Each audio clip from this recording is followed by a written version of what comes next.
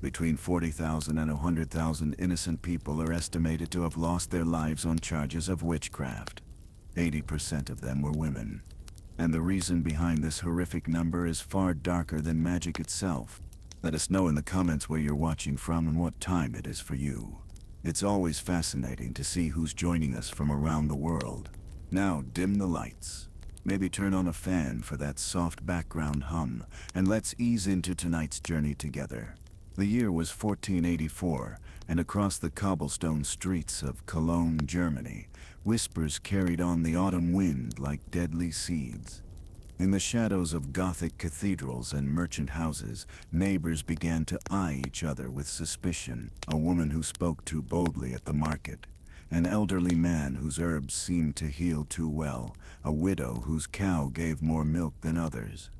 All became potential targets in a growing hysteria that would consume Europe for the next 3 centuries. This was not the beginning of belief in witchcraft. Humans had always wondered about the supernatural, about forces beyond their understanding. But something darker was stirring in the late 15th century. Something that would transform occasional accusations into systematic persecution, turning communities into hunting grounds and neighbors into executioners. The witch hunts, as historians would later call them, represented one of humanity's most shameful chapters. A period when fear overwhelmed reason, when superstition masqueraded as justice, and when the very institutions meant to protect the innocent became their greatest threat. To understand how tens of thousands of people could be tortured, tried and executed for crimes that existed only in the imagination, we must first understand the world that created this nightmare. Medieval Europe was ending, but its ghosts lingered. The Black Death had killed 1/3 of the population just over a century earlier, leaving survivors traumatized and desperate for explanations. Wars raged constantly. The 100 Years' War had finally ended, but smaller conflicts erupted like brush fires across the continent. The Catholic Church, once the unquestionable authority, faced challenges from reformers and heretics. The printing press, invented just decades earlier, spread ideas faster than ever before, including dangerous ideas about enemies lurking in every shadow. Into this unstable world stepped Heinrich Kramer, a Dominican inquisitor whose twisted vision would provide the intellectual framework for centuries of persecution. Kramer was not a wild-eyed fanatic raving in the street. He was educated, methodical, and absolutely convinced that Satan had declared war on Christian civilization.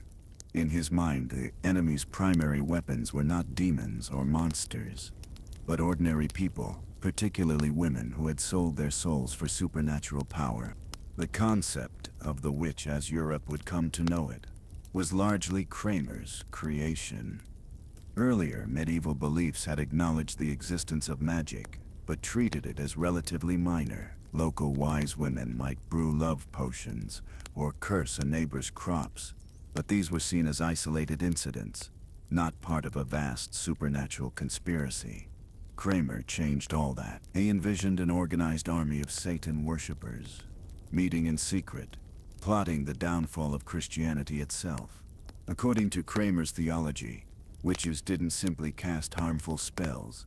They had entered into explicit contracts with the devil, renouncing God and accepting Satan as their master. They attended nocturnal gatherings called Sabbats, where they worshipped demons, engaged in ritual orgies, and planned their attacks on good Christians. They could fly through the air, transform into animals, and kill with a glance. Most terrifyingly, they could corrupt others, turning innocent people into servants of darkness. This wasn't just religious theory, it was a call to action. If such creatures truly existed, if they were actively working to destroy Christian civilization, then hunting them down wasn't just permitted, it was a sacred duty. The usual legal protections, the presumption of innocence, the requirement for credible evidence, the prohibition against torture, could be set aside when dealing with supernatural enemies. After all, how could ordinary human justice cope with creatures empowered by hell itself? The first organized witch hunt began in the Alpine regions of what is now Switzerland and northern Italy around 1430. Local inquisitors, influenced by Kramer's ideas, began investigating reports of Maleficarum, harmful magic. What they found, or thought they found, confirmed their worst fears. Under torture, accused witches confessed to attending diabolic sabbats, murdering children, and consorting with demons. Each confession led to new accusations, and soon entire communities were under suspicion. The process was deceptively simple. Someone would be accused, perhaps a neighbor blamed them for a failed harvest, or a sick child, or an unusual number of miscarriages in the village. The accusation would reach the local authorities, who might be civil magistrates, church officials, or roving inquisitors. The accused would be arrested and interrogated. If they confessed immediately, they might receive a relatively merciful death. If they maintained their innocence, they would be tortured until they admitted their guilt and named their accomplices. The confessions extracted under torture followed remarkably similar patterns across different regions and decades. Accused witches admitted to renouncing Christ, kissing the devil's backside, attending sabbats where they danced naked and feasted on murdered infants, and using their powers to harm their neighbors. These consistent details seem to prove that the confessions were true. After all, how could people in distant towns describe the same demonic rituals unless they had actually participated in them? The truth, of course, was that the interrogators already knew what answers they wanted to hear. They had read the same manuals, attended the same training sessions, and absorbed the same theological framework. When they tortured their victims, they weren't seeking unknown information. They were forcing confirmation of what they already believed. An accused witch who confessed to simple maleficium might be subjected to further torture until she admitted to attending sabbats. One who confessed to sabbats might be tortured until she named other participants. The process was designed to expand, not to reach truth. The expansion was aided by the legal principle of exceptional or extraordinary justice. Traditional medieval law required multiple credible witnesses, physical evidence, or voluntary confession before someone could be executed. But witchcraft was considered such an exceptional crime, a crime in exceptum, that the normal rules didn't apply. The testimony of children, criminals, and other witches was acceptable. Circumstantial evidence was sufficient. Most importantly, torture was not only permitted but encouraged as a means of extracting the truth. The social dynamics of these early hunts revealed patterns that would persist for centuries. The accused were disproportionately women, particularly those who were old, poor, or socially marginal. Widows were especially vulnerable. They lacked male protection, often survived on charity or folk healing, and might be seen as burdens on their communities. But the net could spread wider. In some hunts, younger women, prosperous merchants, and even clergy found themselves accused. The geographic spread of the witch hunts was neither random nor universal. Certain regions, particularly the fragmented territories of the Holy Roman Empire, experienced far more persecution than centralized kingdoms like France or England. This wasn't coincidence. Areas with competing jurisdictions, weak central authority, and religious conflict provided ideal conditions for witch hunting to flourish. Local officials could pursue accusations without oversight from higher authorities, while religious and political tensions created the atmosphere of crisis that made extraordinary measures seem necessary. The economics of witch hunting also encouraged its spread. Accused witches had their property confiscated to pay for their trials and executions. In some regions, the profits were shared between church and state officials, creating a financial incentive for persecution. The costs of prolonged interrogation, expert testimony, and elaborate executions could be substantial, but they were covered by the victims themselves. It was a self-funding system of terror. Fear became a living entity in these communities, feeding on itself and growing stronger with each accusation. A failed harvest wasn't simply bad weather, it was evidence of supernatural malice. A sudden illness wasn't natural misfortune, it was a witch's curse. A nightmare wasn't a product of stress or indigestion, it was a demonic visitation. Every misfortune, every unexplained event, every stroke of bad luck became potential evidence of witchcraft. And once the accusations began, they created their own momentum. The psychological impact on communities was devastating. Trust dissolved as neighbors watched each other for signs of supernatural corruption. Children were encouraged to report strange behavior from their parents or grandparents. Servants were rewarded for betraying their masters. The social bonds that held communities together, family loyalty, neighborhood cooperation, religious fellowship, became sources of suspicion and betrayal. Even those who escaped direct accusation lived in constant fear.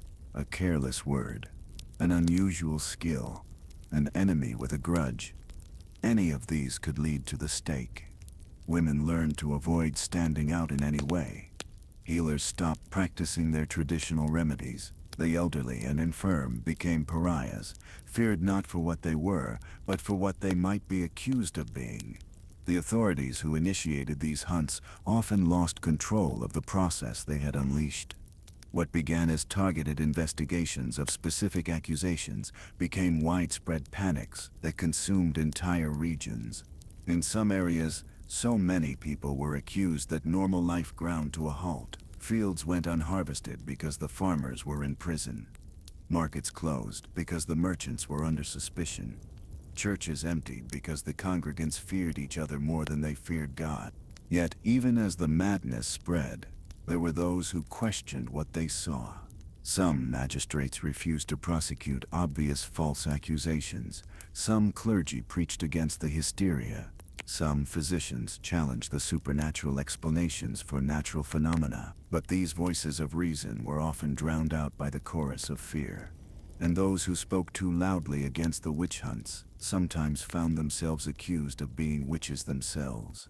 The irony was that the very measures taken to protect Christian civilization from demonic corruption were destroying the values that supposedly defined it. Communities that prided themselves on charity turned cruel.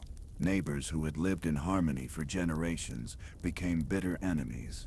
Children betrayed parents. Spouses accused each other, and friends became informants. The witch hunts created exactly the kind of moral chaos they claimed to be fighting against. As the 15th century drew to a close, the infrastructure of persecution was solidifying across Central Europe. Legal precedents had been established, justifying exceptional procedures for exceptional crimes. Religious authorities had provided theological backing, casting witch hunting as a holy war against Satan. Social mechanisms had emerged for identifying and accusing suspects, while economic incentives encouraged the continuation of the hunts. Most importantly, the fear had spread from isolated alpine valleys to the towns and cities of the continent. The stage was set for what would become the deadliest period of witch hunting in human history. The tools of persecution, legal, religious, and social, were sharpened and ready.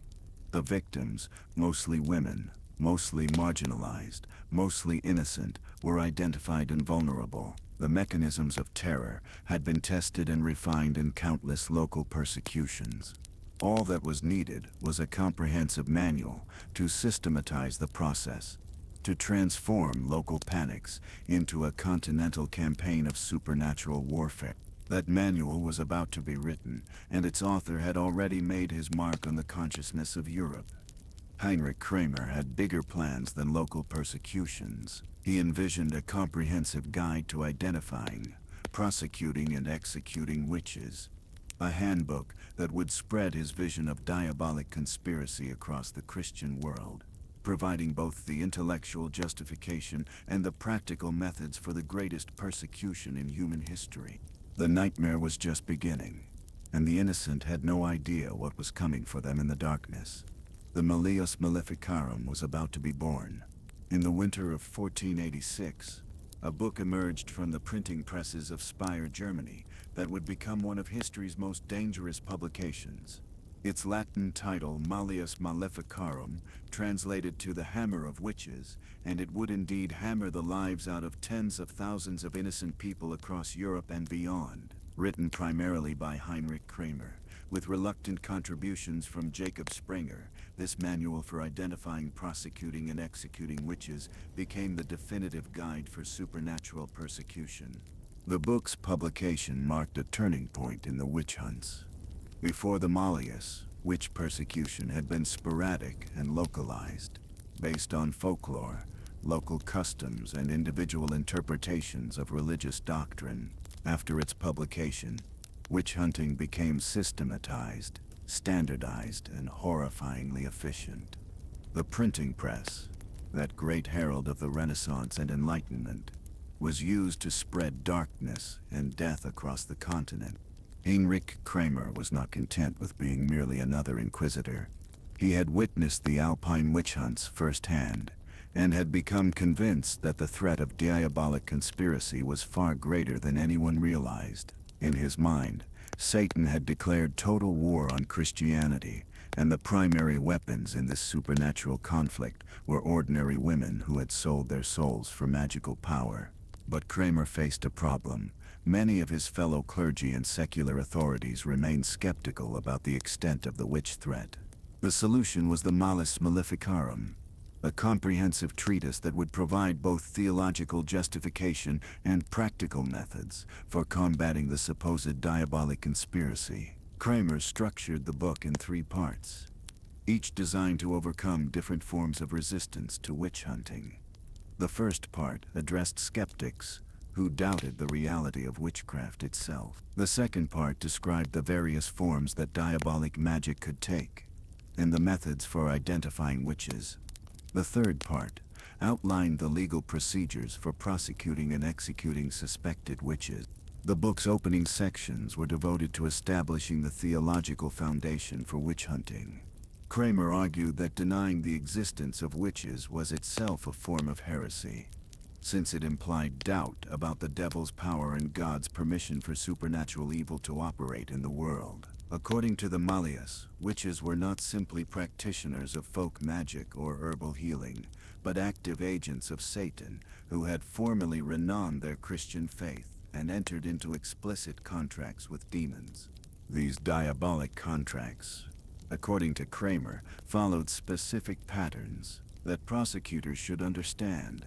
The devil typically approached potential witches during moments of despair, anger, or vulnerability, offering them supernatural power in exchange for their souls. The initiation ceremony involved the witch renouncing Christ, desecrating sacred objects, and submitting to sexual relations with demons. Once the contract was sealed, the new witch would receive a familiar spirit, often in the form of a cat, dog, or other small animal, and would be taught various forms of maleficent or harmful magic. The Malleus described in lurid detail the activities that witches supposedly engaged in once they had joined Satan's army. They attended nocturnal gatherings called sabbats, where they worshipped demons, engaged in ritual orgies, and planned their attacks on good Christians. They could fly through the air on broomsticks, or by smearing themselves with magical ointments made from the fat of murdered infants. They could transform themselves into animals, become invisible, or project their spirits while their bodies remained in bed. Most terrifyingly, they could kill with curses, cause storms and crop failures, and steal men's reproductive organs through supernatural means. But the Malleus wasn't content with describing these supposed diabolic activities in general terms. Kramer provided detailed instructions for identifying potential witches based on their appearance, behavior, and circumstances. Physical signs included unusual marks on the body that were supposedly insensitive to pain, the inability to shed tears during interrogation, and the presence of devil's marks, moles, birthmarks, or scars that demons allegedly used to suckle from their human servants. Behavioral indicators were even more subjective and dangerous. According to the Malleus, women who were argumentative, independent, or sexually active were more likely to be witches. Those who practiced traditional healing, midwifery, or folk magic were automatically suspect. Elderly women who lived alone, particularly widows who survived on charity or the sale of herbs and remedies, were prime candidates for accusation. The book essentially criminalized female independence and traditional women's roles in medieval society. The Malleus also provided guidance for interpreting circumstantial evidence of witchcraft. Unusual misfortunes following disputes with suspected witches were treated as proof of supernatural malice. Crop failures, livestock deaths, sudden illnesses, and even nightmares could be attributed to diabolic interference. The book encouraged prosecutors to look for patterns of misfortune around specific individuals, creating a framework that could transform any series of natural misfortunes into evidence of supernatural crime. Perhaps most dangerously, the Malleus established procedures for extracting confessions from accused witches. Kramer acknowledged that witches would rarely confess voluntarily, since the devil protected his servants by making them resistant to conventional interrogation techniques. This resistance, rather than suggesting innocence, was presented as further evidence of guilt. The solution was the systematic application of torture, justified as a necessary tool for breaking the devil's hold over his human agents. The book provided detailed instructions for conducting these interrogations. Accused witches should be stripped naked and searched for devil's marks. They should be isolated from family and friends who might provide emotional support or magical assistance. The interrogation should begin with gentle questioning. But if the accused maintained her innocence, progressively more severe forms of torture should be applied. The goal was not just to obtain a confession, but to force the accused witch to name her accomplices, thereby expanding the investigation to include other members of the supposed diabolic conspiracy. The Malleus described various torture techniques with clinical precision. The strepadoin involved tying the victim's hands behind her back and hoisting her into the air by the wrists, often with weights attached to her feet. The rack stretched the victim's body until joints dislocated and bones broke. Red-hot irons could be applied to sensitive areas of the body. Thumb screws and other devices could crush fingers and toes. The book presented these procedures not as cruelty, but as necessary medical treatments for a supernatural disease. One of the most insidious aspects of the Malleus was its handling of evidence and legal procedure. Traditional medieval law required multiple credible witnesses, physical evidence, or voluntary confession before someone could be condemned to death. But witchcraft was classified as a crimen exceptum, an exceptional crime that justified exceptional legal procedures. The testimony of children, criminals, and other accused witches was admissible. Hearsay evidence was acceptable. Most importantly, the usual prohibition against torture was suspended for witchcraft cases. The book also addressed the problem of false accusations, but in a way that made innocent people even more vulnerable. According to the Malleus, the devil sometimes inspired false accusations against innocent people in order to discredit the entire witch-hunting enterprise. Therefore, prosecutors needed to be especially thorough in their investigations, using multiple forms of evidence and repeated torture sessions to ensure that they had identified genuine witches rather than innocent victims of diabolic deception. This logic created an impossible situation for accused witches. If they confessed quickly, they were obviously guilty. If they maintained their innocence despite torture, they were obviously being protected by the devil and were therefore even more certainly guilty. If they eventually confessed under extreme torture, their confessions were valid. If they died under torture without confessing, they had been murdered by the devil to prevent them from revealing his secrets. There was literally no way for an accused witch to prove her innocence within the framework established by the Malleus. The book's influence spread rapidly across Europe, aided by the printing press and by the authority of its supposed papal endorsement.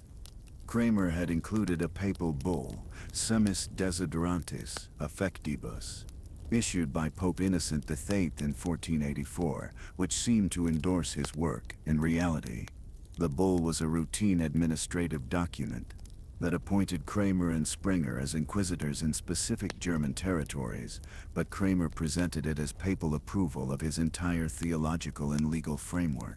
Legal authorities across Europe began incorporating the Malleus's procedures into their own witch trials. Secular courts, which had previously been more skeptical of witchcraft accusations than church courts, adopted the book's methods and justifications. The result was a dramatic increase in both the number of witch trials and the rate of convictions. Where earlier witch hunts had often ended with acquittals or minor punishments, post-Malleus trials regularly ended in executions. The book's impact was not limited to legal procedures. It shaped popular understanding of witchcraft for centuries, creating a shared vocabulary of diabolic activity that spread across linguistic and cultural boundaries. The image of the witch as an evil old woman flying on a broomstick to attend diabolic sabbats came largely from the Malleus. The association of cats and other small animals with witchcraft was popularized by the book's descriptions of familiar spirits. Even the modern Halloween stereotype of the pointed hat witch can be traced back to illustrations in early editions of Kramer's work. More tragically, the Malleus established the template for the mass persecutions that would follow. Its methods were used in the great German witch hunts of the late 16th and early 17th centuries, which killed thousands. Its legal procedures were exported to the New World, where they influenced the Salem witch trials and other American persecutions. Its theological framework provided justification for witch hunting as late as the 18th century in some parts of Europe. The book's success was aided by its apparent scholarly authority.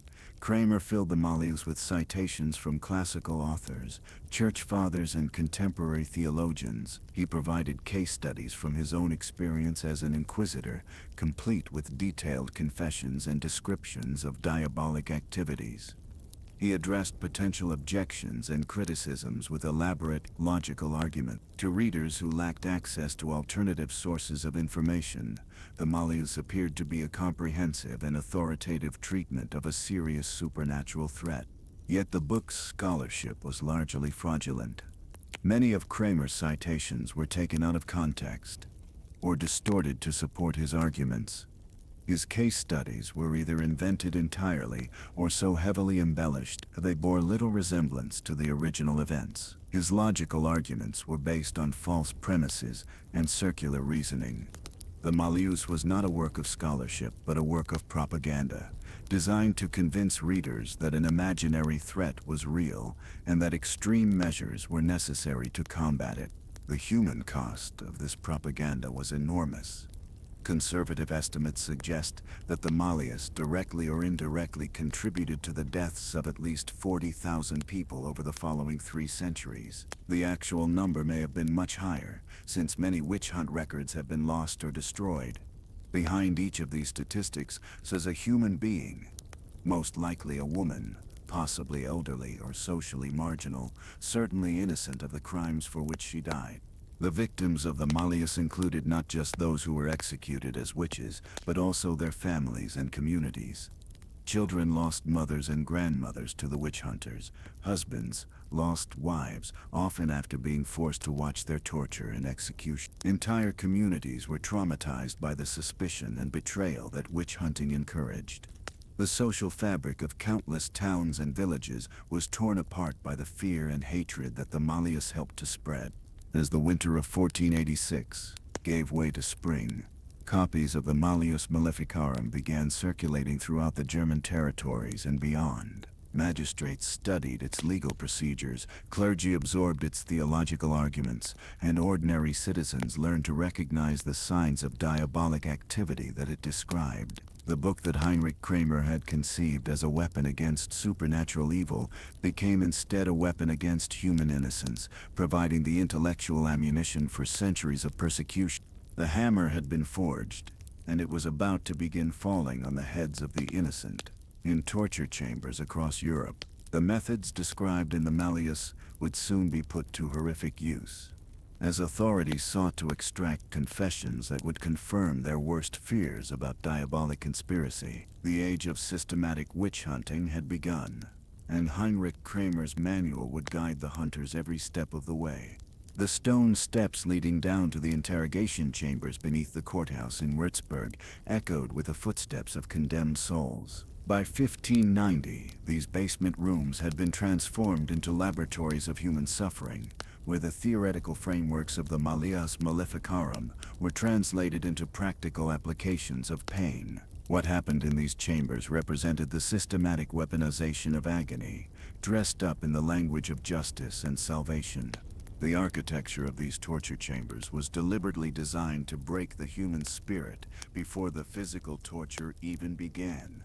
Low, vaulted ceilings created a sense of oppression and confinement. Small windows, if any existed at all, were placed high on the walls, allowing only thin slivers of daylight to penetrate the gloom.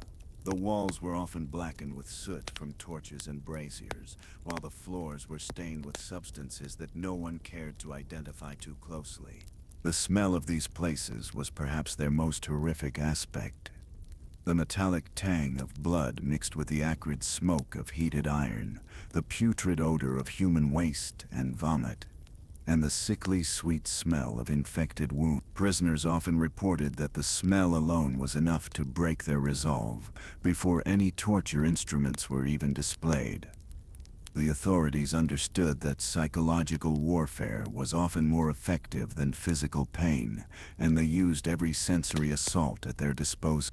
The torture chambers were staffed by professionals who took pride in their craft. The chief torturer, or carnifex, was typically a skilled craftsman who had served an apprenticeship, learning the intricacies of human anatomy and the most effective methods for causing pain without causing immediate death. These men were not sadistic monsters acting on impulse, but cold, methodical technicians who approached their work with the same attention to detail that a clockmaker might bring to assembling a timepiece.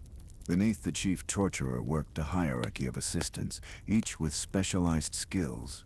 Some were expert at preparing and maintaining the torture devices, ensuring that ropes were properly tensioned, wheels correctly balanced, and irons heated to the optimal temperature. Others specialized in the psychological aspects of interrogation, skilled at reading facial expressions and body language to determine when a prisoner was close to breaking.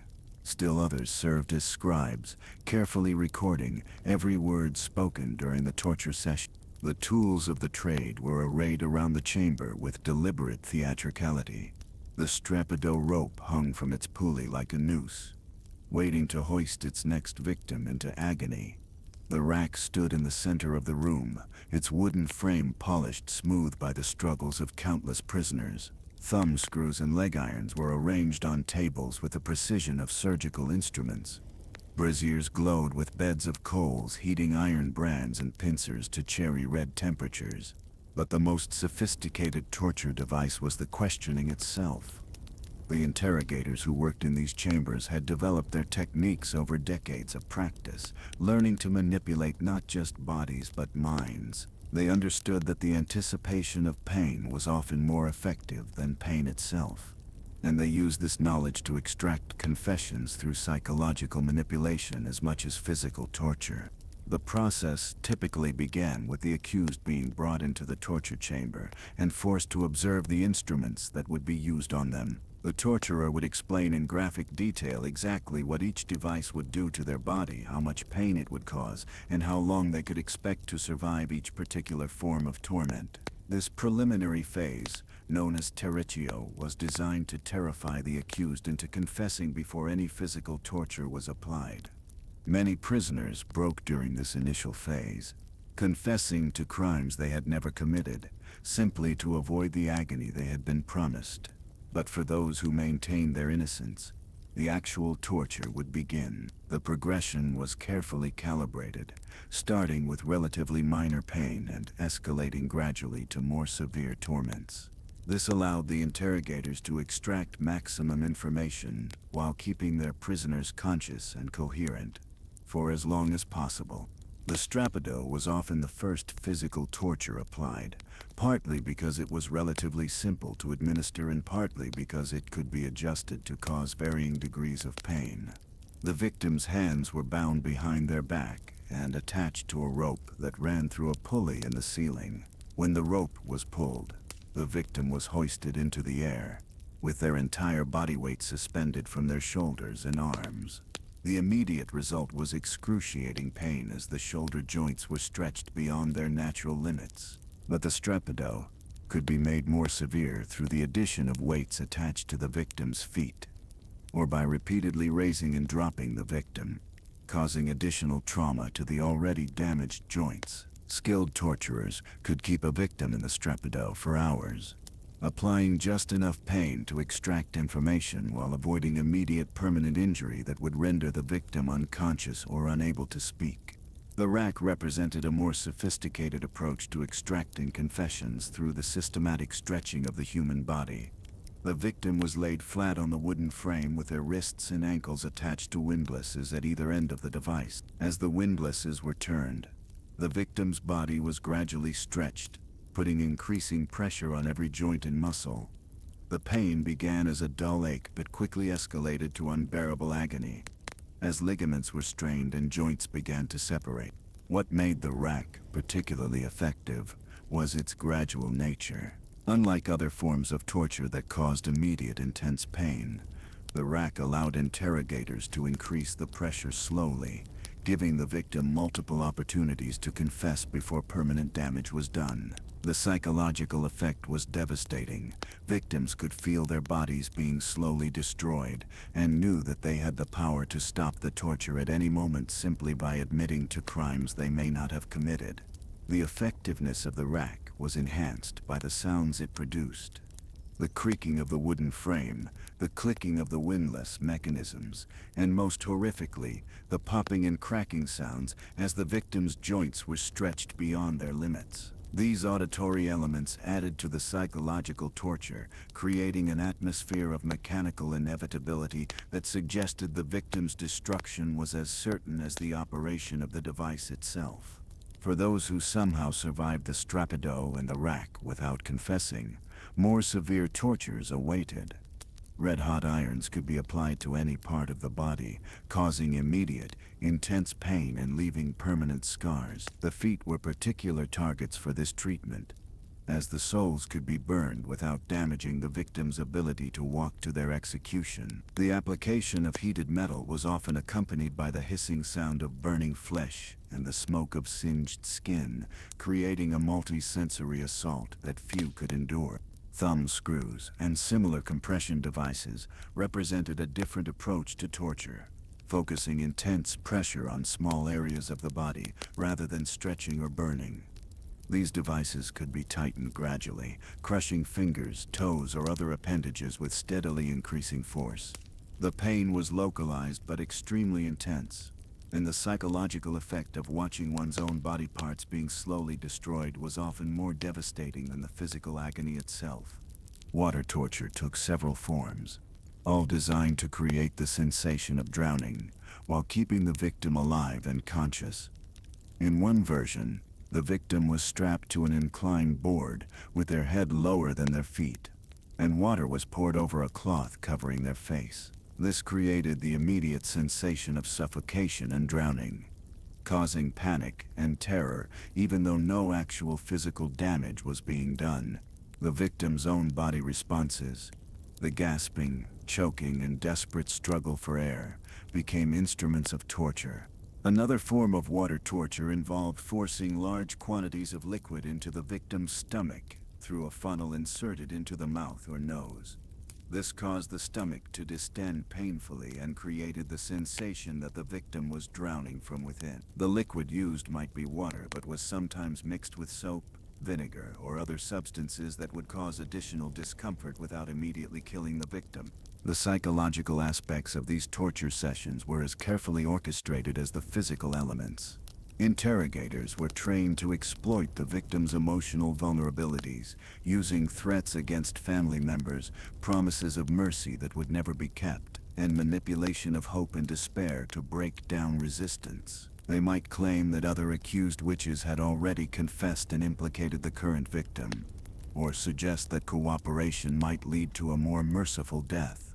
The presence of clergy during torture sessions added another layer of psychological manipulation.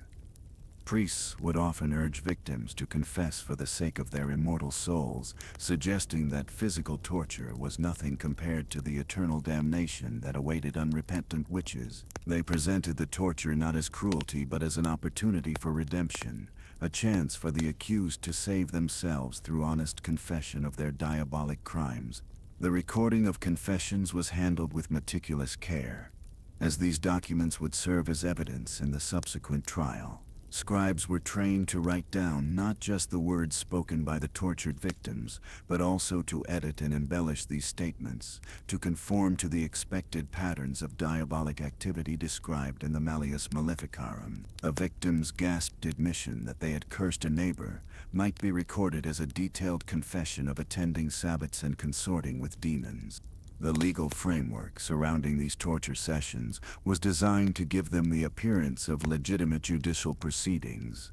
Detailed records were kept of which tortures were applied, how long they lasted, and what confessions were obtained. Multiple officials were required to witness each session, creating a paper trail that seemed to prove that proper procedures had been followed. The reality was that these bureaucratic safeguards were meaningless when the fundamental premise that torture was an acceptable method of obtaining evidence was flawed.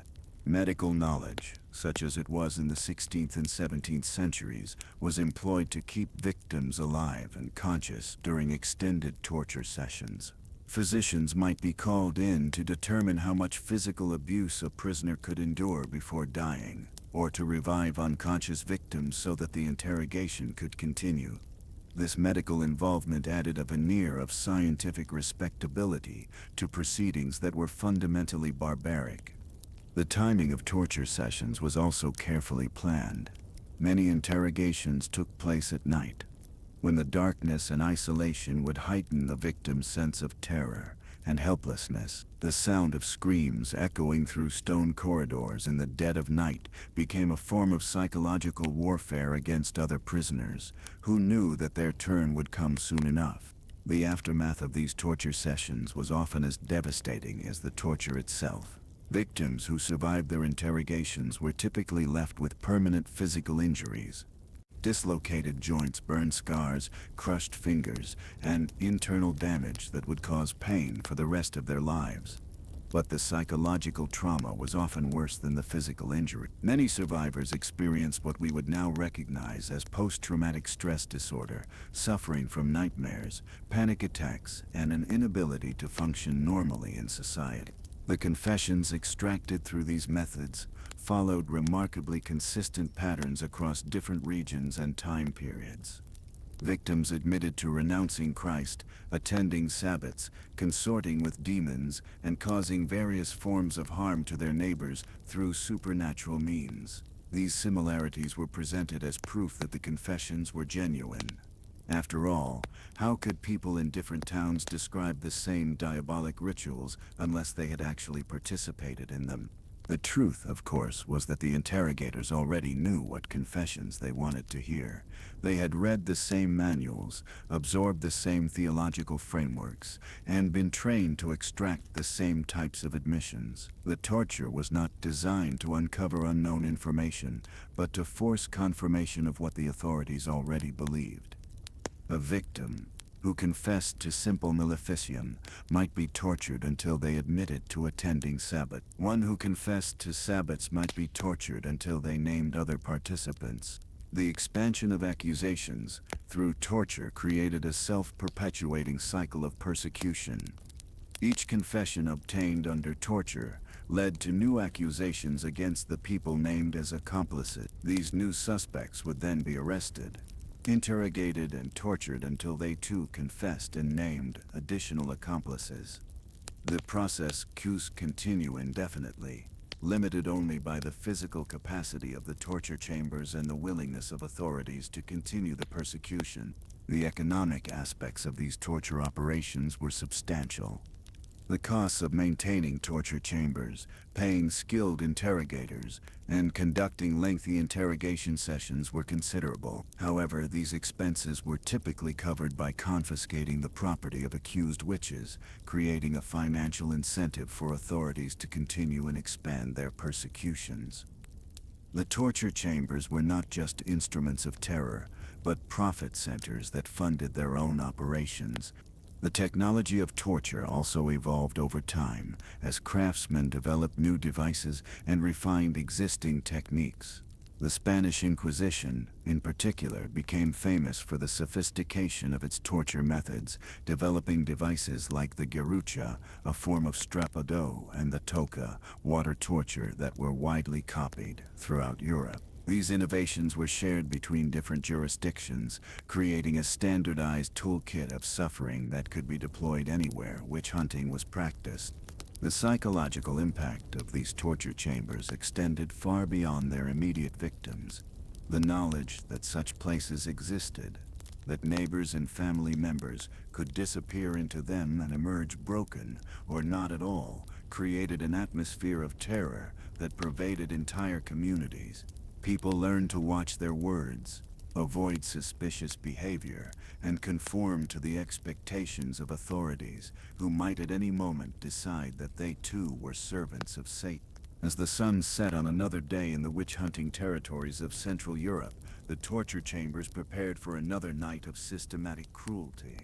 The braziers were heated, the ropes checked, the instruments cleaned and sharpened. In the darkness below the courthouses and castles, the science of suffering prepared to extract its next confession, to add another name to the ever-growing list of the damned. The machinery of persecution had been perfected, and it hungered for more victims to feed its insatiable appetite for diabolic guilt. In the flickering candlelight of a peasant cottage outside Bamberg in 1628, an elderly woman named Margaretha sat spinning wool, unaware that her very existence had become a crime. At 73 years old, she had committed the unforgivable sins of surviving her husband, living independently, and possessing knowledge of herbs that could ease childbirth and cure minor ailments. In the twisted logic of the witch hunts, these qualities didn't make her a valuable member of her community. They made her a servant of Satan. The statistics tell a chilling story that reveals the true nature of the witch hunts. While the persecution was theoretically about combating diabolic evil, the reality was far more sinister. Of all those executed for witchcraft across Europe and its colonies, approximately 80% were women. This wasn't coincidence. It was the systematic targeting of female independence, knowledge, and power in a society that had decided women were inherently more susceptible to evil. The theological foundation for this gender-based persecution was laid out explicitly in the Malleus Maleficarum, which devoted extensive passages to explaining why women were more likely than men to become witches. According to Heinrich Kramer's twisted reasoning, women were intellectually inferior to men and therefore more easily deceived by Satan. They were more carnal and sensual, making them susceptible to the devil's physical temptations. Most damning of all, they were naturally prone to malice and revenge, qualities that made them ideal instruments for supernatural harm. But beneath this veneer of theological explanation lay deeper social and economic forces that made women convenient targets for persecution. Medieval and early modern European society was undergoing dramatic changes that threatened traditional power structures. The rise of market economies, the growth of towns and cities, and the increasing literacy rates were all creating new opportunities for women to live independently of male control. The witch hunts served as a brutal mechanism for reversing these trends and reinforcing patriarchal authority. The profile of the typical witch victim reveals the social dynamics at play. She was most likely to be a woman over the age of 50, past her childbearing years, and therefore no longer valuable for reproduction. She might be a widow who had inherited property or maintained her own household without male supervision. She could be a healer or midwife, whose knowledge of herbs and human anatomy gave her a form of power that threatened male medical authority. Or she might simply be a woman who spoke too boldly, argued too forcefully, or refused to accept the subordinate role that society expected her to play. Widows were particularly vulnerable to accusations of witchcraft, and for reasons that had as much to do with economics as with superstition. In a society where women rarely inherited significant property, a widow who controlled land, money, or other resources represented an anomaly that made others uncomfortable. Her neighbors might covet her possessions, her relatives might resent being excluded from inheritance, and local authorities might prefer to see her resources redistributed to men who could use them more appropriately. The accusation of witchcraft provided a convenient mechanism for seizing the property of inconvenient women. Once accused, a woman's assets would be frozen pending trial. If she was convicted, and conviction rates in witchcraft cases often exceeded 90%, her property would be confiscated to pay for the costs of her prosecution and execution. Even if she was somehow acquitted, the legal expenses and social stigma would often force her to sell her holdings and leave the community. Either way, the property ended up in male hands. The targeting of healers and midwives represented another form of economic warfare disguised as spiritual cleansing.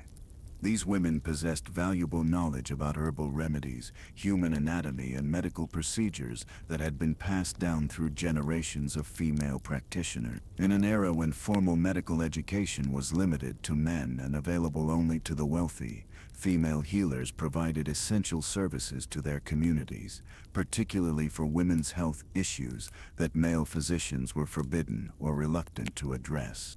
But this medical knowledge also made female healers threatening to the emerging male medical establishment. University-trained physicians, armed with classical texts and theoretical knowledge, but often lacking practical experience, saw traditional healers as competitors who undermined their authority and income. The accusation of witchcraft provided a way to eliminate this competition, while simultaneously discrediting women's traditional roles in healthcare.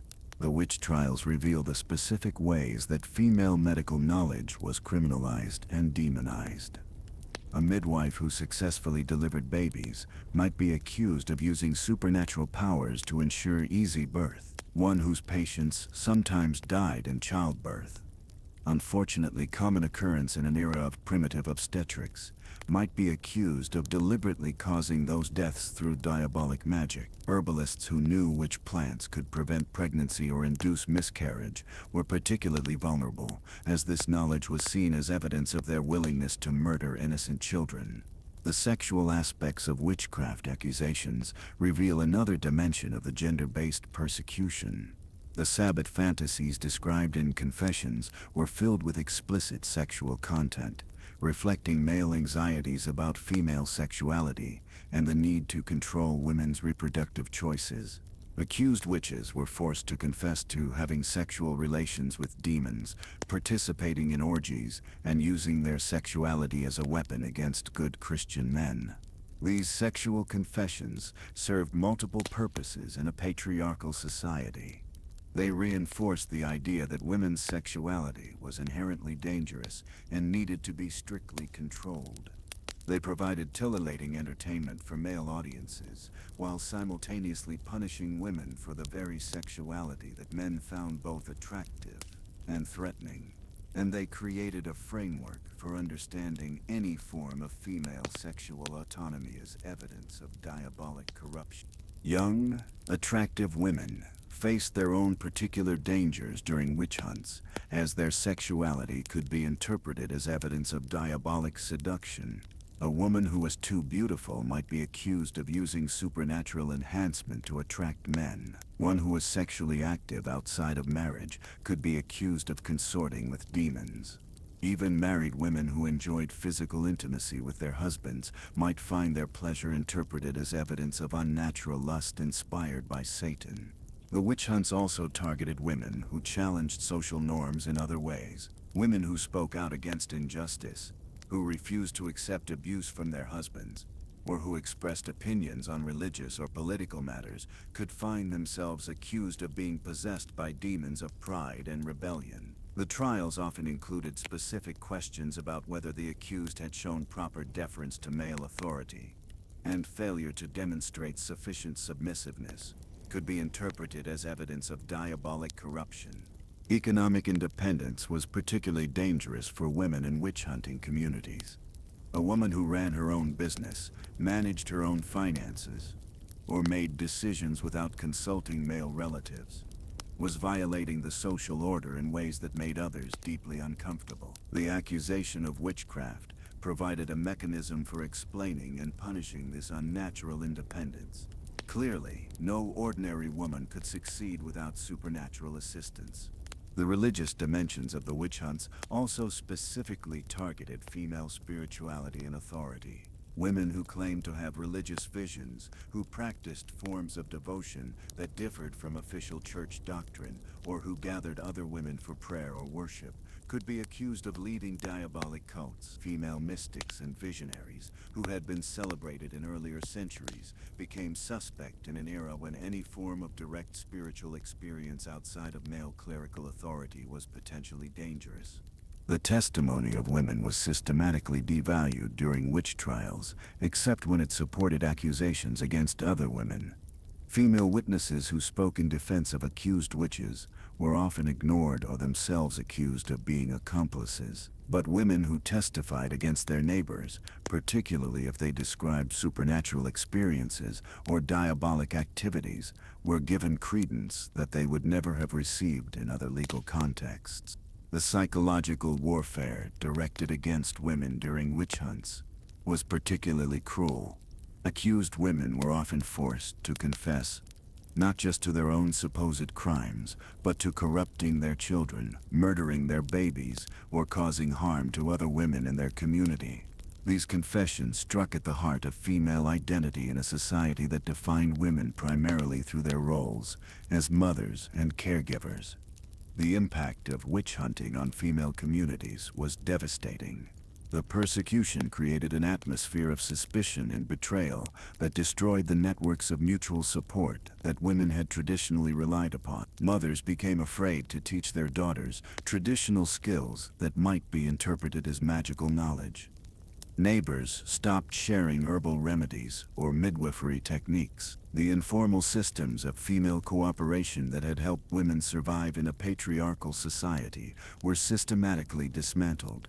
Children were often used as weapons against their mothers and grandmothers during witch hunts.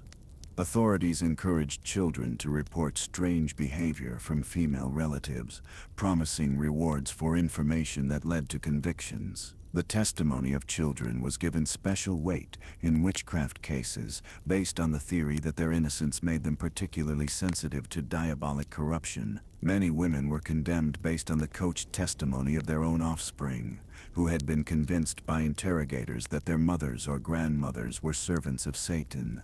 The witch hunts also revealed the complex ways that women could become complicit in their own oppression. Some women escaped persecution by actively participating in the accusation and condemnation of other women. These collaborators might serve as witnesses against their neighbors, providing testimony about suspicious behavior or supernatural activities. Others might work as searchers, examining accused women for devil's marks or other physical evidence of diabolic corruption. The phenomenon of female collaboration in witch hunting reflected the impossible position that women faced in these societies. With no real power to resist the persecution, some women chose to protect themselves by directing suspicion toward others. The authorities encouraged this behavior, understanding that accusations made by women against other women carried particular psychological weight and were more likely to be believed by communities that might otherwise resist the persecution. The geographic patterns of witch hunting also reflected gendered assumptions about space and territory.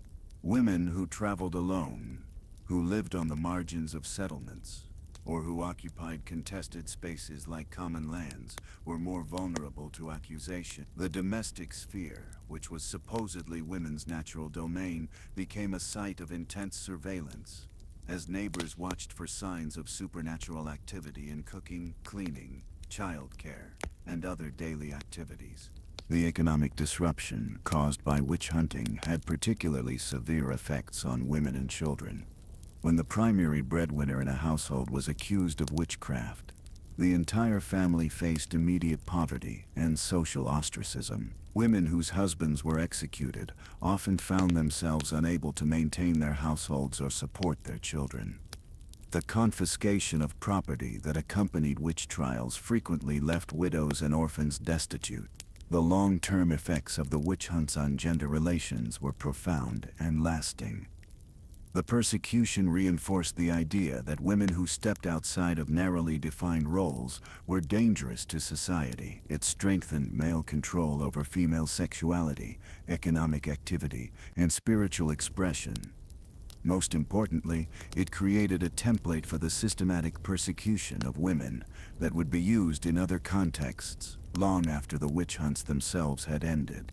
The few women who survived accusations of witchcraft often found their lives permanently altered. Even if they escaped execution, they carried the stigma of the accusation for the rest of their lives. Their children and grandchildren might be viewed with suspicion, as diabolic corruption was believed to run in family lines. Their knowledge and skills were devalued, as anything they had learned was potentially tainted by association with the supernatural. The resistance that women offered to witch hunting was often subtle and indirect, reflecting their limited options for open defiance. Some women protected each other by providing alibis, hiding accused neighbors, or refusing to testify against female friends and relatives. Others preserved traditional knowledge by passing it down through family lines, despite the risks involved. A few brave women spoke out directly against the persecution, though they often paid for their courage with their lives. The testimonies of women who survived witch trials provide glimpses into the terror and confusion that the persecution created. Many survivors described feeling that they were living in a world where the normal rules of human behavior no longer applied, where kindness could be interpreted as supernatural manipulation, and where traditional female roles had become evidence of diabolic corruption. The psychological trauma of living under constant surveillance and suspicion affected entire generations of women. As night fell across the communities where witch hunting flourished, women learned to move carefully through a world that had become actively hostile to their very existence. They learned to speak quietly, to avoid drawing attention to themselves, to suppress any behavior that might be interpreted as evidence of supernatural corruption. In their homes, surrounded by neighbors who might at any moment decide they were servants of Satan, women discovered that their greatest crime was not any form of diabolic activity, but simply the audacity of being female in a world that had decided femininity itself was dangerous. The witch hunts had succeeded in their true purpose, not the elimination of supernatural evil, but the systematic suppression of female independence and power. The price paid for this success was measured not just in the tens of thousands of women who died at the stake, but in the countless others who learned to make themselves small, silent, and invisible, in order to survive in a world where being a woman had become indistinguishable from being a criminal.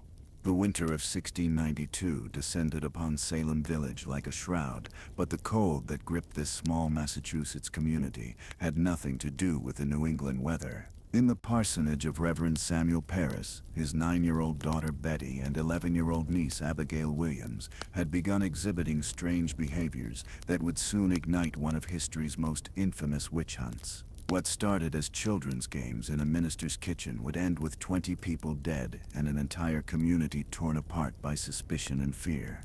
But Salem was neither the beginning nor the end of the witch-hunting phenomenon. Across the Atlantic, Europe had already been convulsed by centuries of persecution that made the Salem trials seem almost modest by comparison. The German principalities of Würzburg and Bamberg had seen over 1,000 executions each. The Swiss canton of Vaud had burned hundreds of supposed witches.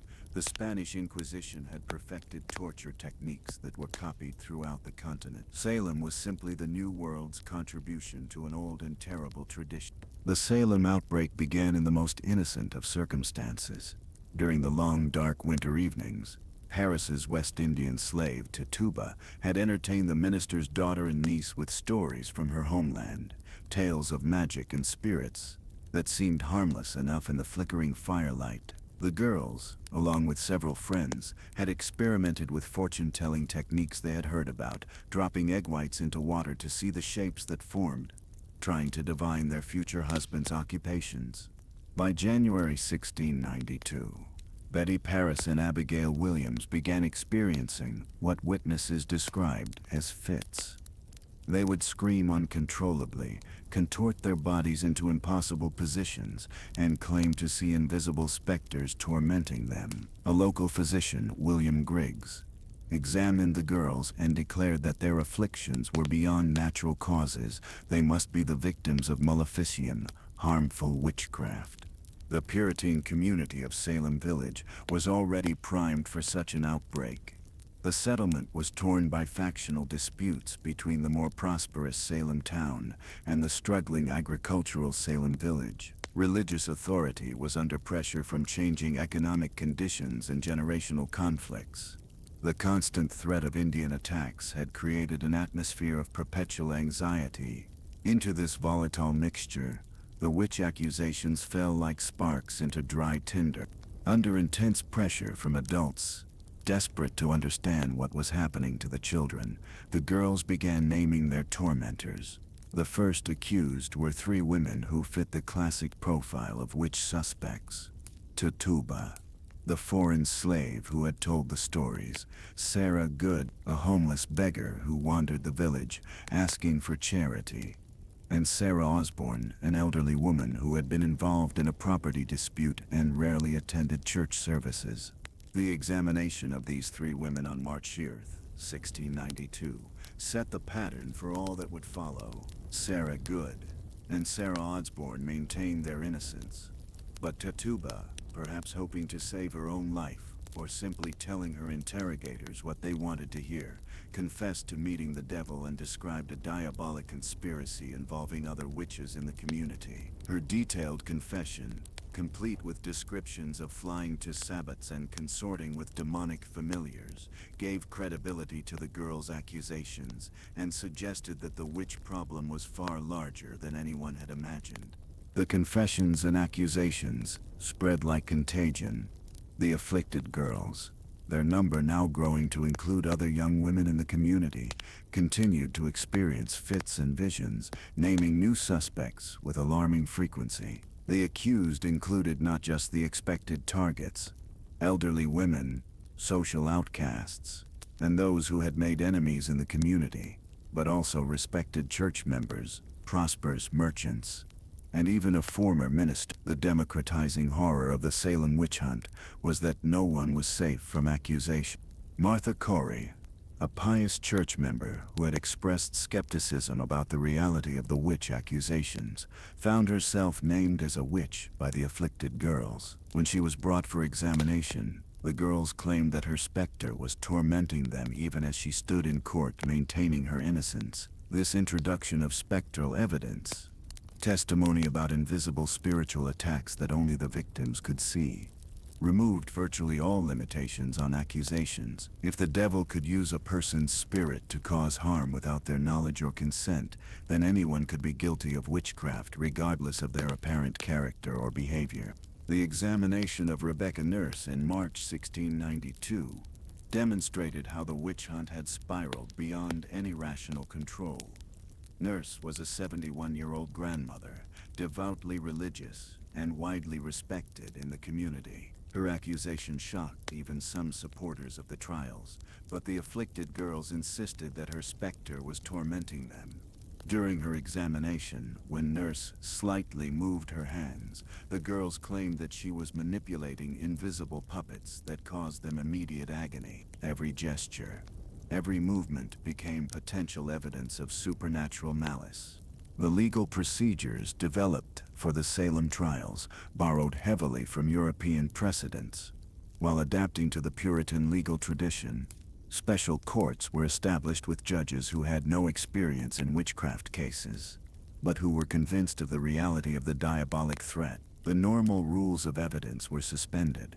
Spectral evidence was admitted, The testimony of confessed witches against others was accepted, and the failure to recite prayers perfectly was treated as proof of diabolic corruption. The psychological dynamics of the Salem trials revealed the same patterns that had emerged in European witch hunts. Once accusations began, they created their own momentum. Fear of being accused encouraged people to support the trials enthusiastically, demonstrating their own piety and innocence by condemning others. The afflicted girls, who had initially been subjects of concern and sympathy, discovered that their accusations gave them unprecedented power in a society that normally offered young women very little agency. The economic dimensions of the Salem witch hunt also paralleled European patterns. Many of the accused were property owners whose estates would revert to the colony if they were executed. The costs of imprisonment, trials, and executions were charged to the accused or their families, creating financial incentives for prolonging the proceedings. Some of the accusers stood to benefit from the property seizures, while others used the trials to settle old grudges or disputes. The confession phenomenon at Salem demonstrated the same tragic logic that had driven European witch hunts. Those who confessed to witchcraft and repented were typically spared execution, while those who maintained their innocence were often condemned to death. This created a powerful incentive for false confessions, but it also meant that each confession seemed to validate the reality of the diabolic conspiracy and encourage further investigations. Bridget Bishop became the first person executed in the Salem witch trials on June 10, 1692. Her death marked the point of no return. The community had crossed the line from accusation to murder, and the momentum for continued executions became almost irresistible. Bishop had been an easy target, a woman who operated a tavern, dressed flamboyantly, and had been accused of witchcraft years earlier. Her execution was followed by a summer of systematic killing that would claim 19 more lives. Meanwhile, across the Atlantic, European witch hunts were reaching their own horrific peaks in certain regions, while beginning to decline in others.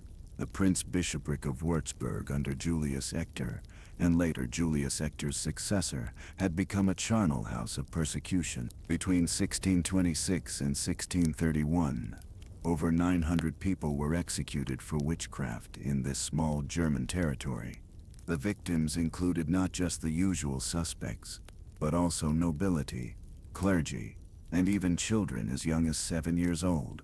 The Würzburg persecutions revealed the ultimate logic of witch hunting when it was allowed to proceed without restraint. The Prince Bishop Gottfried Johann Georg Fuchs, Dornheim, known as the Witch Bishop, created a systematic apparatus of persecution that processed victims with industrial efficiency. Special prisons were built to house the accused, professional torturers were employed to extract confessions, and elaborate execution ceremonies were staged to demonstrate the Church's triumph over diabolic evil.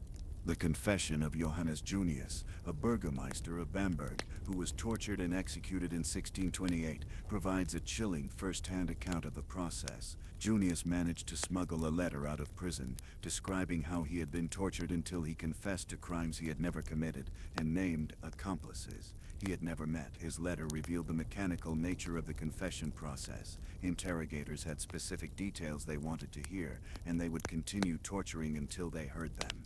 The witch hunt in the Spanish-controlled Netherlands demonstrated how political and religious conflicts could fuel persecution. The Duke of Alba's brutal campaign to suppress Protestant rebellion included numerous witchcraft accusations against those suspected of heresy. The trials served multiple purposes: eliminating political opponents, confiscating property to fund military campaigns, and demonstrating Spanish Catholic authority over rebellious territory. The Pendle Witches' trial in Lancashire, England in 1612 showed how witch hunting could flourish even in kingdoms with stronger central authority and more skeptical legal traditions. The trial involved two families, the Demdikes and the Choctays, who had been feuding for years. When members of both families were accused of witchcraft, their mutual accusations created a web of testimony that convinced authorities of a major diabolic conspiracy in the remote hill country of northern England. The geographic patterns of European witch hunting revealed the social and political conditions that allowed persecution to flourish. The Holy Roman Empire, with its fragmented authority and competing jurisdictions, experienced far more witch hunting than centralized monarchies like France or England. Border regions, areas of religious conflict, and territories with weak central control provided ideal conditions for persecution to develop and spread. The decline of witch hunting in different regions followed various patterns that would eventually be replicated in Salem and other locations. Some areas experienced sudden revulsions against the trials when respected community members were accused, or when the persecutions clearly spiraled out of control. Others saw gradual changes in legal procedures that made convictions more difficult to obtain. Still others witnessed changes in intellectual climate that made educated elites more skeptical of supernatural explanations for natural phenomena. The intervention of higher authorities often played a crucial role in ending local witch hunts. In Salem, the governor of Massachusetts eventually intervened to stop the trials when his own wife was accused of witchcraft. In various European territories, appeals to higher courts, intervention by central governments, or pressure from neighboring jurisdictions helped bring persecutions to an end. The role of individual courage in resisting witch hunts cannot be overlooked. In Salem, several people risked their own lives to defend the accused. John Proctor denounced the trials even after his own wife was accused, ultimately paying for his courage with his life. Giles Corey refused to enter a plea when accused, choosing to be pressed to death rather than participate in proceedings he considered illegitimate. In Europe, similar acts of resistance, judges who refused to convict obvious innocents, clergy who preached against the persecutions, ordinary citizens who defended their neighbors, helped create the moral pressure that eventually ended the hunts. The intellectual opposition to witch hunting developed slowly but steadily throughout the period of persecution. Friedrich Spies, a Jesuit priest who served as confessor to condemned witches in Würzburg, wrote a devastating critique of torture-based confessions after witnessing the suffering of obviously innocent victims.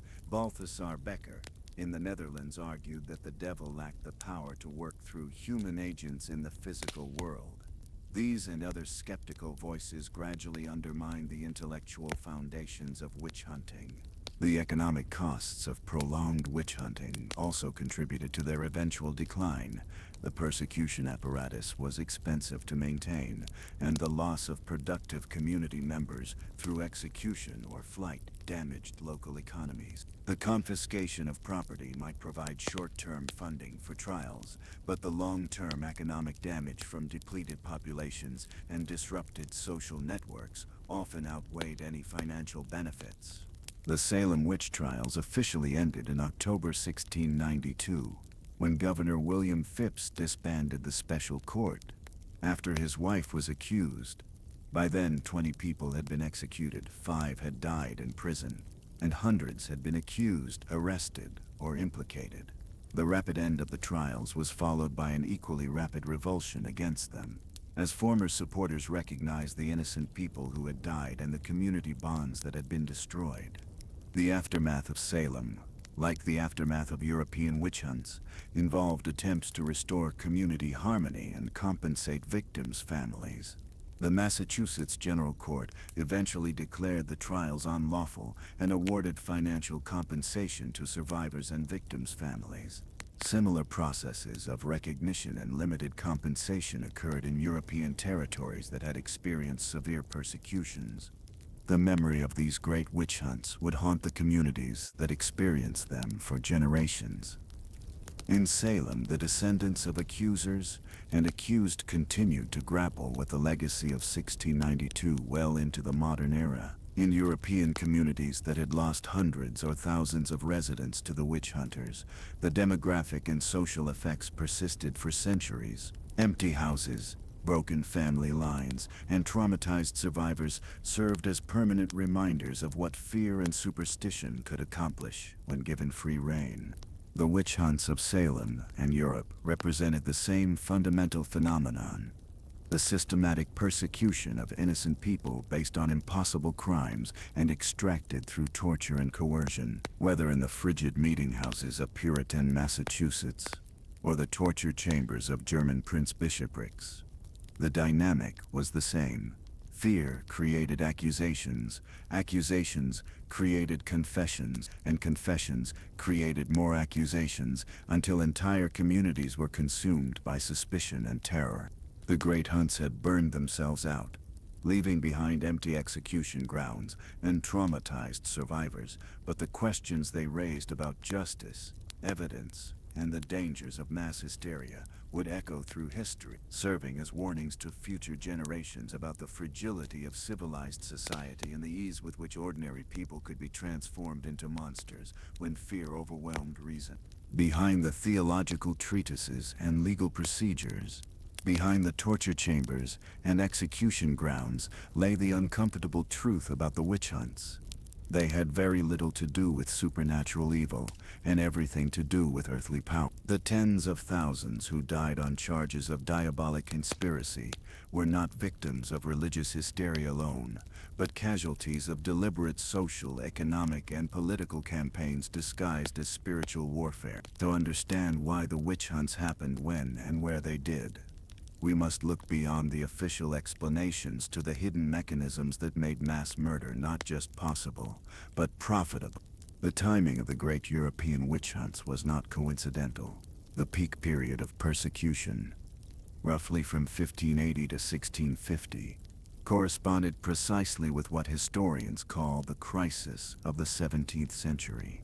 A period of economic contraction, religious warfare, political instability, and social upheaval that convulsed much of Europe. The witch hunts served as both a symptom of this crisis and a mechanism for managing its effects, providing convenient explanations for inexplicable hardships, while redirecting popular anger away from its real causes. Climate change played a crucial but often overlooked role in creating the conditions that made witch hunting attractive to authorities and populations alike. The period from 1580 to 1650 coincided with the depths of what climatologists call the Little Ice Age, when average temperatures dropped significantly across Europe. Harvests failed repeatedly, leading to widespread famine and malnutrition. Livestock died in harsh winters that seemed to last longer each year. Rivers froze solid, disrupting trade and communication. In an era when most people lived at subsistence levels, these climatic changes meant the difference between life and death for millions. But rather than understanding these hardships as natural phenomena, many Europeans interpreted them as evidence of supernatural malice. The failure of crops must be the work of witches who had cursed the fields. The death of cattle must be caused by diabolic intervention. The unusual weather patterns must be the result of witches' sabbats, where demons controlled the forces of nature. This supernatural explanation for natural disasters served the interests of authorities who preferred to blame mysterious enemies rather than acknowledge their own inability to protect their subjects from climatic and economic forces beyond anyone's control. The economic dimensions of witch hunting were far more systematic than the random confiscation of victims' property. In many regions, the persecution became a form of wealth redistribution that served the interests of emerging capitalist classes at the expense of traditional landholders and independent producers. Women who controlled property through inheritance or widowhood were particularly vulnerable, as their assets could be seized and redistributed to male relatives or local officials through the mechanism of witchcraft accusations. The transition from feudalism to capitalism created new forms of economic anxiety that witch hunting helped to manage. As traditional agricultural communities were disrupted by market forces, money economies, and changing labor relationships, many people found their old ways of life threatened or destroyed. The witch hunts provided a way to explain and respond to these changes without challenging the fundamental economic structures that were causing them. Instead of questioning why harvests were failing or why traditional crafts were becoming unprofitable, communities could blame their problems on diabolic conspiracies and direct their anger toward convenient scapegoats. The role of debt and credit in witch accusations reveals another economic dimension of the persecution. Many accusations arose from financial disputes between neighbors, relatives, or business partners. A creditor, who was having difficulty collecting a debt, might accuse the debtor of using witchcraft to cause economic harm. A debtor facing bankruptcy might claim that supernatural forces were preventing them from meeting their obligation. The witch trials provided a mechanism for resolving these disputes in ways that often favored those with more social and economic power. The professional classes that emerged during the early modern period had their own interests in promoting witch hunting. Lawyers, judges, and court officials found that witchcraft cases provided steady income and opportunities for career advancement. The complex legal procedures required for witch trials created employment for educated men who might otherwise have struggled to find profitable work. University-trained physicians could establish their authority by displacing traditional healers through witchcraft accusations. The persecution created an entire industry of legal and medical professionals whose livelihoods depended on maintaining the belief in diabolic conspiracies. The printing industry also profited enormously from the witch hunts. Accounts of trials, confessions of executed witches, and treatises on diabolic activity became bestsellers across Europe. Publishers discovered that supernatural crime stories sold as well as any form of popular entertainment, and they had a vested interest in promoting beliefs that would sustain demand for their products. The printing press, which had been hailed as a tool of enlightenment, became a mechanism for spreading superstition and fear on an unprecedented scale. Religious warfare and sectarian conflict provided another crucial context for understanding the timing and geography of witch hunting.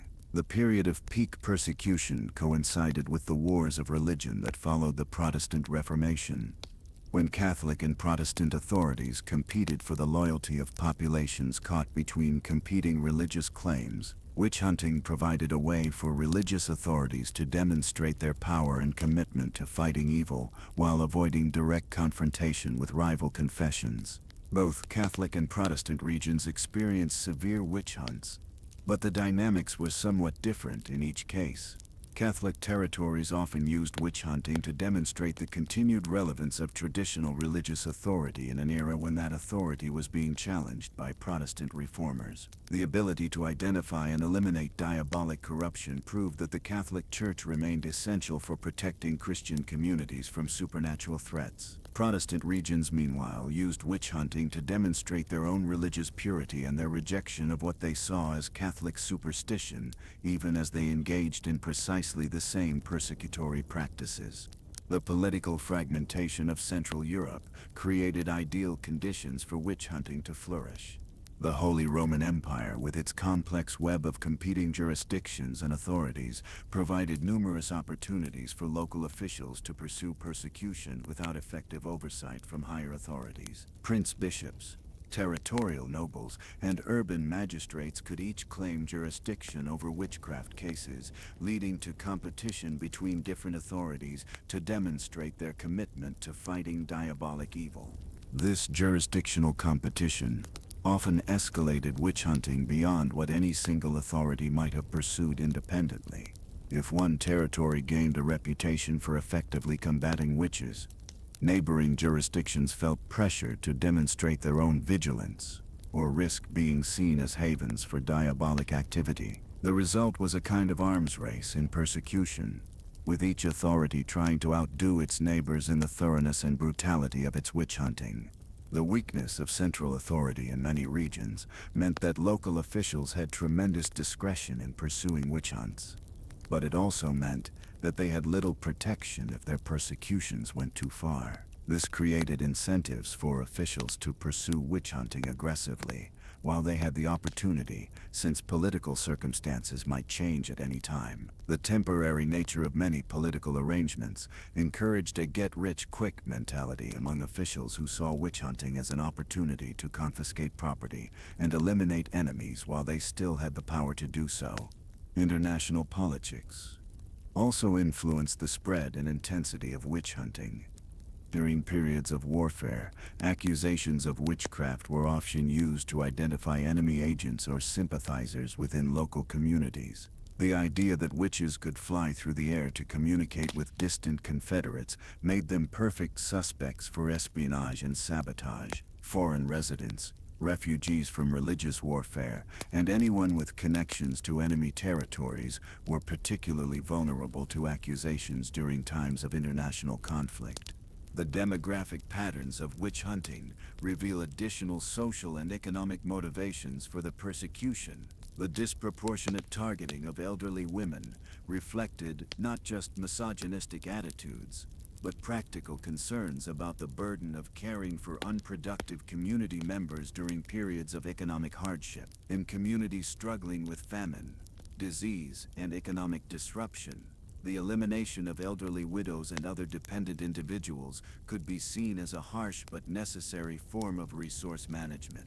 The persecution of healers and midwives represented an attempt to monopolize medical knowledge and eliminate competition for the emerging professional medical establishment. Traditional female healers possessed knowledge that had been developed and tested over generations. But this knowledge was not systematized according to university medical training. The accusation of witchcraft provided a way to discredit and eliminate these traditional practitioners, while establishing the authority of male, university-trained physicians. Social mobility anxiety also contributed to witch hunting in communities, experiencing rapid economic and social change. Individuals who had risen above their traditional social stations might be accused of using supernatural means to achieve their success. Conversely, those who had fallen from previous positions of prosperity might be accused of using witchcraft to harm their more successful neighbors. The witch hunts provided a mechanism for enforcing traditional social hierarchies and punishing those who challenge established orders.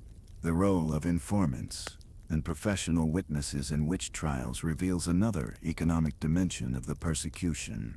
Many communities developed networks of individuals who made their living by providing testimony against accused witches. These professional witnesses understood what kinds of evidence prosecutors wanted to hear, and they were willing to provide it in exchange for money, protection, or other benefits. The existence of these witness networks meant that virtually anyone could be accused and convicted of witchcraft if they had made enemies or if someone stood to profit from their elimination.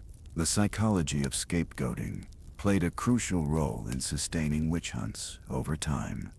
Communities facing inexplicable hardships, crop failures, disease outbreaks, economic disruption, military defeat, needed explanations for their suffering and targets for their anger. The witch provided both a clear explanation for mysterious problems and a convenient target for community frustration. The elimination of supposed witches offered the psychological satisfaction of taking action against problems while avoiding the more difficult work of addressing their real causes. The witch hunts also served as mechanisms for social control that went far beyond the elimination of specific individuals. The threat of accusation encouraged conformity and discouraged dissent in ways that benefited existing power structure. Women learned to avoid behaviors that might be interpreted as evidence of supernatural corruption. Religious minorities practiced their faiths more discreetly. Political dissidents kept their opinions to themselves. The mere possibility of witch accusations created a climate of surveillance and self-censorship that made populations easier to control. The international networks that spread witch hunting techniques and ideas reveal the systematic nature of the persecution. Inquisitors, judges, and other officials shared information about effective methods for identifying and prosecuting witches. Legal precedents established in one jurisdiction were adopted in others. Torture techniques developed in one region were exported to others. This international exchange of persecution technology ensured that witch hunting became increasingly efficient and deadly over time. The economic benefits of witch hunting extended beyond the confiscation of victims' property to include the broader effects of the persecution on labor markets and social relationships. The elimination of independent women, Traditional healers and other autonomous individuals created opportunities for others to fill their economic and social roles. The climate of fear encouraged wage laborers to accept lower pay and worse working conditions rather than risk being seen as troublemakers. The disruption of traditional communities made populations more dependent on centralized authorities for protection and guidance. The decline of witch hunting in various regions often coincided with changes in political and economic circumstances that reduced the benefits of persecution while increasing its costs. The establishment of stronger central authority made local witch hunts more difficult to pursue without oversight. Economic recovery reduced the pressure to find scapegoats for hardship. The development of more sophisticated legal systems made witch convictions harder to obtain. The growth of international trade made communities more dependent on maintaining reputations for stability and rationality. The intellectual opposition to witch hunting that developed during the 17th and 18th centuries was often motivated as much by practical concerns as by philosophical objections to the persecution. Merchants worried that witch hunt publicity would damage their communities' reputations and disrupt trade relationships. Government officials concerned about maintaining order recognized that witch hunts could spiral out of control and threaten political stability. Religious leaders who had initially supported persecution began to worry that it was being used for secular rather than spiritual purposes. The legacy of these hidden motivations for witch hunting extended far beyond the end of the persecution itself. The legal precedents established during witch trials, the acceptance of spectral evidence, the use of torture to extract confessions, the suspension of normal procedural protections for accused criminals, created frameworks that could be used for other forms of persecution. The social and economic mechanisms that had made witch hunting profitable and effective were adapted for use against other scapegoat groups in later periods. Understanding the real reasons behind the witch hunts reveals them not as outbreaks of religious fanaticism or supernatural hysteria, but as deliberate campaigns of persecution that served the interests of specific social, economic, and political groups. The tens of thousands who died were not victims of diabolic conspiracy, but casualties of very human conspiracies designed to redistribute wealth, enforce social control, and eliminate inconvenient individuals. The witch hunts succeeded not in combating supernatural evil, but in demonstrating how easily fear could be weaponized to serve the interests of power. As the great age of witch hunting drew to a close, the mechanisms that had sustained it for centuries began to lose their effectiveness. But the lessons learned by those who had profited from persecution would not be forgot. The techniques developed for identifying, isolating, and eliminating scapegoat populations would be preserved and adapted for use in future campaigns of systematic persecution. The witch hunts had ended, but the machinery of organized hatred had been perfected and was ready to be deployed against new victims in new circumstances. The last witch execution in Europe took place in Switzerland in 1782, when Anna Goldie was beheaded in the canton of Glaris on charges of diabolic poisoning.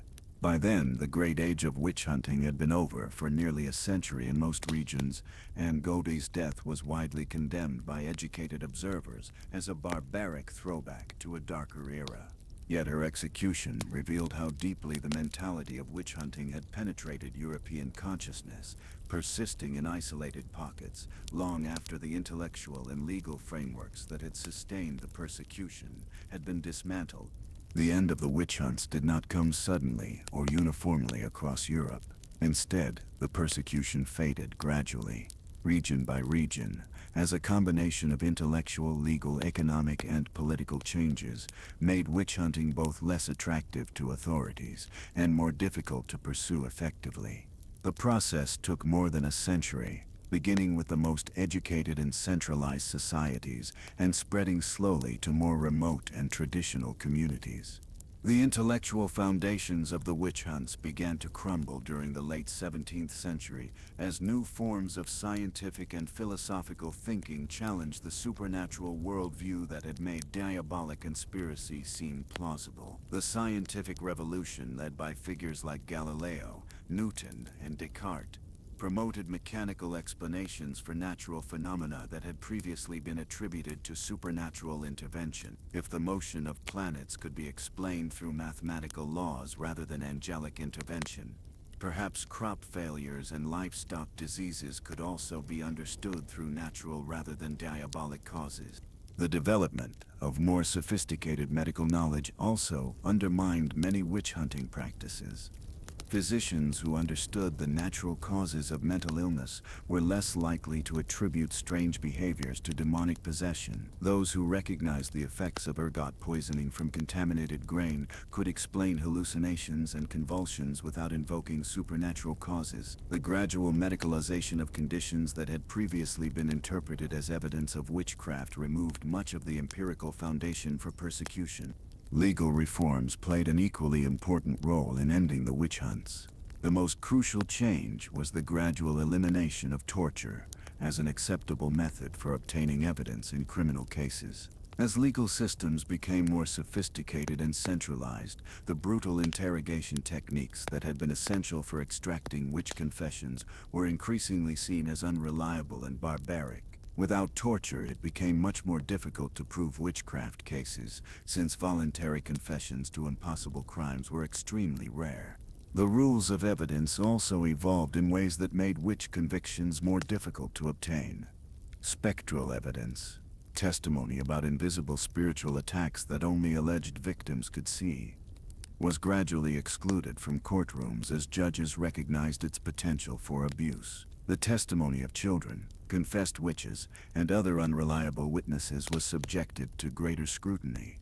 Most importantly, the legal principle that extraordinary claims required extraordinary evidence was gradually applied to witchcraft cases, making conviction much more difficult. The role of higher courts and centralized authorities was crucial in ending local witch hunts. As political systems became more centralized, local officials found it increasingly difficult to pursue persecutions without oversight from higher authorities, who were often more skeptical of witchcraft accusations. Appeals processes allowed some accused witches to escape local persecution by seeking review from distant courts that were less influenced by local prejudices and conflicts. The intervention of royal authorities was particularly important in ending witch hunting in several major European kingdoms. Louis XIII of France effectively ended witch trials in his territories through royal edicts that required royal approval for all execution. The English judicial system gradually raised the evidentiary standards for witchcraft cases to such high levels that convictions became virtually impossible. Similar reforms in other centralized monarchies created safe havens from persecution that gradually expanded to cover entire regions. Economic factors also contributed to the decline of witch hunting as the costs of persecution began to outweigh its benefits. The apparatus required for effective witch hunting, special courts, professional torturers, elaborate execution ceremonies, was expensive to maintain, and the economic disruption caused by removing productive community members often outweighed any benefits from confiscated property. As European economies became more complex and interconnected, communities could less afford the luxury of eliminating members based on supernatural accusations. The changing nature of European warfare also reduced the utility of witch hunting as a tool of social control. The development of professional armies and more sophisticated military technologies meant that community solidarity and local militia service became less important for territorial defense. Authorities no longer needed to maintain the same levels of ideological conformity and social cohesion that had made witch hunting attractive as a mechanism for eliminating dissent and enforcing orthodoxy. International competition and diplomatic considerations gradually made witch hunting a liability rather than an asset for many European governments. Communities and territories that gained reputations for barbaric persecution found it more difficult to attract foreign merchants, scholars, and other valuable residents. The witch hunts came to be seen as evidence of backwardness and irrationality that could damage a region's reputation and economic prospects. The role of individual courage in ending witch hunts cannot be overlooked. Brave judges who refused to convict obvious innocents, clergy who preached against the persecution, physicians who provided natural explanations for supposed supernatural phenomena, and ordinary citizens who defended their neighbors all contributed to creating the intellectual and moral climate that eventually made witch hunting impossible to sustain. Friedrich Spee, the Jesuit priest who had served as confessor to condemned witches in Würzburg, published his Cautio Criminalis in 1631, providing a devastating critique of torture-based confessions and the logical flaws in witch-hunting procedures. His work, based on first-hand observation of obviously innocent victims, helped convince many Catholic authorities that the persecution had gone too far and was condemning the innocent along with the guilty. Balthasar Bekker, a Dutch Reformed minister, published The Enchanted World in 1691, arguing that the devil lacked the power to work through human agents in the physical world. His theological arguments provided Protestant authorities with religious justification for ending persecution while maintaining their commitment to Christian orthodoxy. Similar works by other authors gradually undermined the intellectual foundations of witch hunting across Europe. The aftermath of major witch hunts often produced local reactions against the persecution that helped prevent future outbreaks. Communities that had experienced severe persecutions like Würzburg and Bamberg often developed strong cultural memories of the damage that witch hunting could cause. These communities became resistant to future accusations and skeptical of authorities who promoted supernatural explanations for natural problems. The demographic recovery after major persecutions also changed social dynamics in ways that made future witch hunting less likely. The elimination of many elderly women, traditional healers, and other typical witch victims created gaps in community structure that had to be filled by others. The survivors often had first-hand knowledge of the persecution's injustices and were determined to prevent repetition of such horrors. The gradual integration of European societies through improved transportation, communication, and trade networks also helped end witch hunting by making local communities less isolated and more subject to outside influences. Ideas and information flowed more freely between regions, making it harder for local authorities to maintain the insularity that had allowed persecution to flourish in isolated communities. Religious changes also contributed to the decline of witch hunting, though in complex and sometimes contradictory ways. The development of more rationalized forms of Christianity, influenced by Enlightenment thinking, gradually reduced emphasis on supernatural intervention in daily life, while religious authorities continued to affirm the existence of the devil and the reality of spiritual evil. They became less willing to attribute specific earthly events to diabolic intervention. The rise of pietism and other forms of personal religious experience paradoxically helped end witch hunting by shifting focus away from external threats to internal spiritual development. If salvation depended primarily on individual faith and personal relationship with God, then the identification and elimination of external enemies became less important than personal spiritual growth and moral development. The economic transformation of European society also reduced the social tensions that had fueled witch hunting. The development of more sophisticated market economies provided alternative explanations for economic hardship and new mechanisms for managing social welfare. Poor relief systems, grain reserves, and other institutional responses to hardship reduced the pressure to find scapegoats for community problems. The growth of urban centers and the decline of traditional agricultural communities eliminated many of the social conditions that had made witch hunting attractive. In larger, more anonymous urban environments, the tight-knit community relationships that had enabled neighbor-to-neighbor accusations became less common. Urban populations were also more exposed to diverse ideas and less likely to accept supernatural explanations for complex problems. The development of insurance systems and other risk management mechanisms provided alternative ways of dealing with the uncertainties that had made supernatural explanations attractive. If crop failures could be managed through insurance rather than scapegoating, and if livestock diseases could be prevented through improved veterinary knowledge rather than witch hunting, then communities had less need for the psychological comfort that persecution had provided. The legacy of the witch hunts extended far beyond the end of the persecution itself. The legal precedents established during the trials, the acceptance of circumstantial evidence, the use of coerced confessions, the suspension of normal procedural protections created frameworks that could be adapted for other forms of persecution. The social and psychological mechanisms that had made witch hunting possible were preserved and ready to be deployed against new scapegoat groups. The memory of the witch hunts also served as a cautionary tale about the dangers of mass hysteria and the fragility of civilized institutions. Writers, philosophers, and political theorists used the persecution as an example of how quickly rational societies could descend into barbarism when fear overcame reason. The witch hunts became a standard reference point for discussions about the importance of legal protections, the dangers of popular prejudice, and the need for institutional safeguards against abuse of power. The rehabilitation of witch hunt victims was a slow and incomplete process that extended well into the modern era.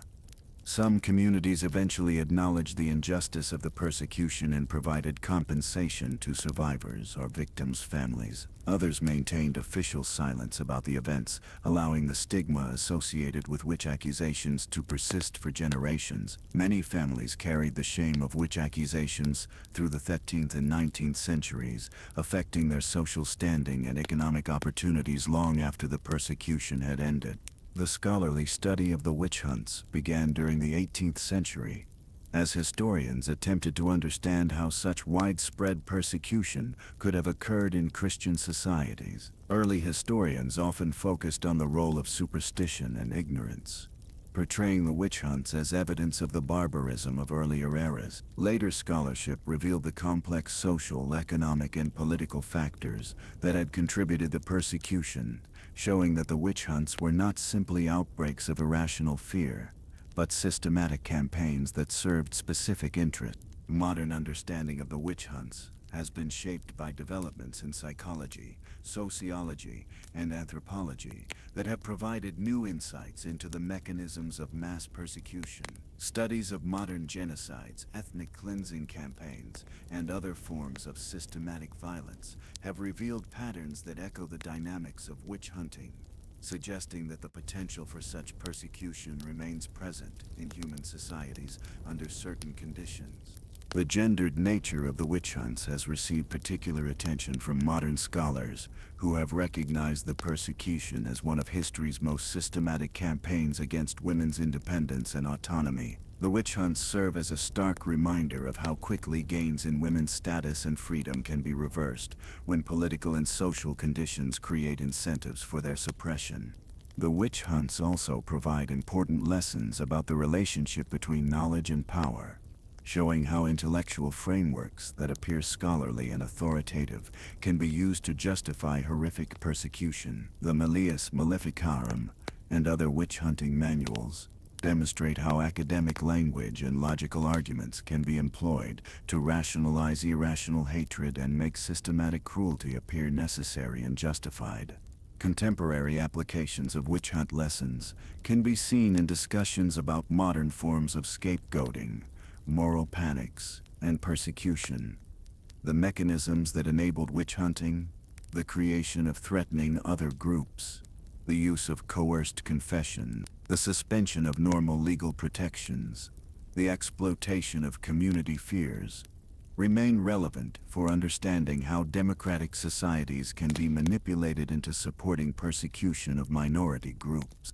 The technological changes that helped end historical witch hunting also provide insights into how modern societies might resist similar persecution. The development of better communication systems, more sophisticated legal procedures, and increased international monitoring all contributed to making witch hunting impossible to sustain. Similar mechanisms might help prevent modern forms of systematic persecution if they are properly implemented and maintained.